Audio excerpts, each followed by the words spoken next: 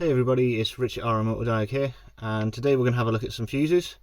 Don't forget to stick around to the end because we're going to have a look at what happens when they blow as well.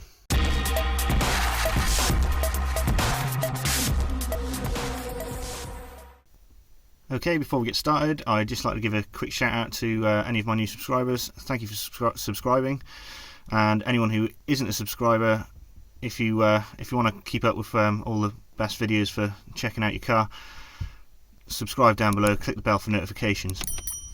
Okay, first we're going to get into this on checking fuses. We're going to use, first of all, we're going to use a basic test light, and first thing you're going to want to do is locate your fuse box. Now this one happens to be in the back of a car. It is an Audi. If you're not sure where your fuse box might be, usually in your owner's manual you will find a little insert somewhere that will tell you fuse locations.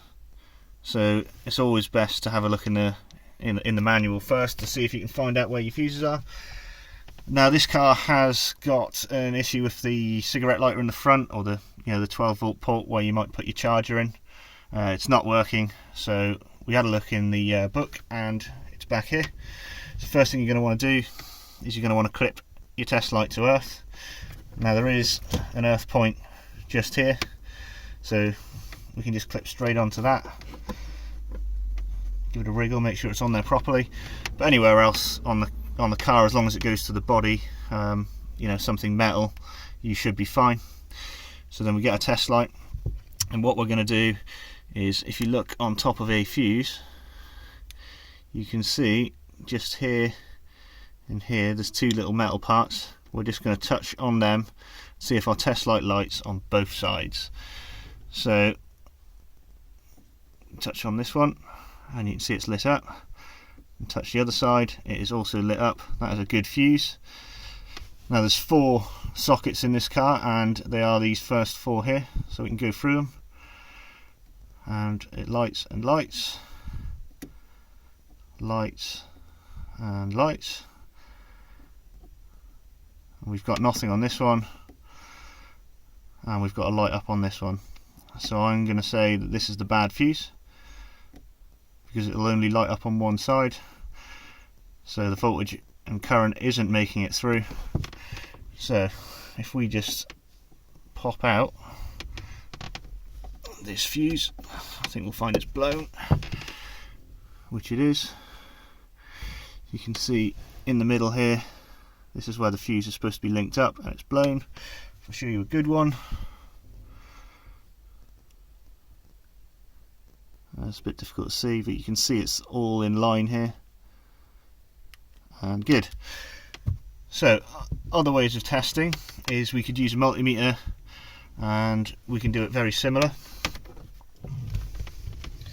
So if I just pop that blown fuse back in. Okay, our next test method is going to be using the multimeter. We've got it set to volts, and got the usual black and red lead, positive and negative.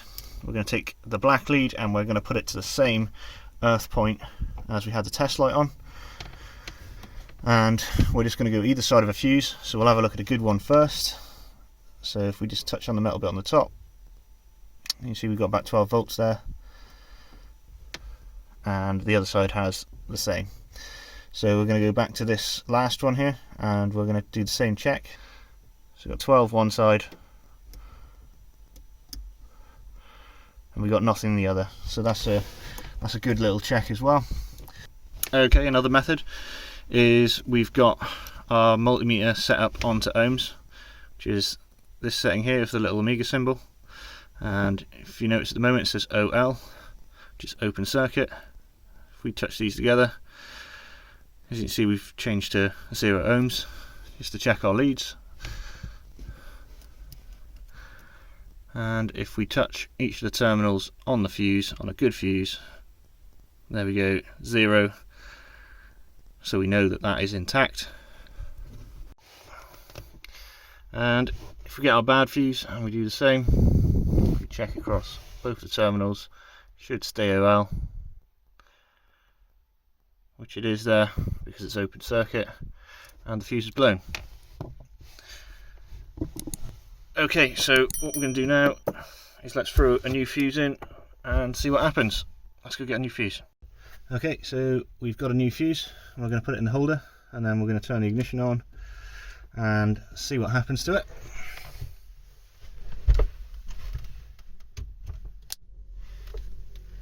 And that killed it, and we all know whose fault that is, don't we?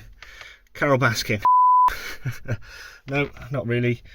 We have a short ground, and that is something else that we can do a video on in the future, and I can show you guys how to check that out. In the meanwhile, check some of my other videos for some great content on fixing your own cars. Don't forget to like, subscribe, hit the bell for notifications, and thanks very much for watching. Cheers guys.